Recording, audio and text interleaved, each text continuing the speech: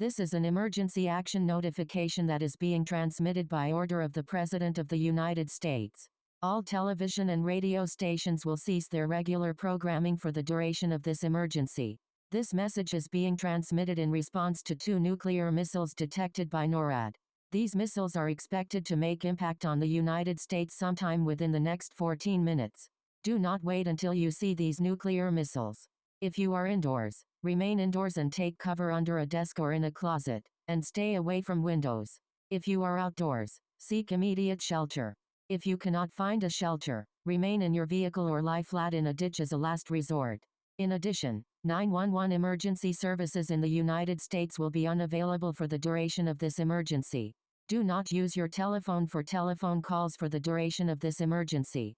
The United States government will provide updates to this situation as conditions warrant via the National Emergency Alert System.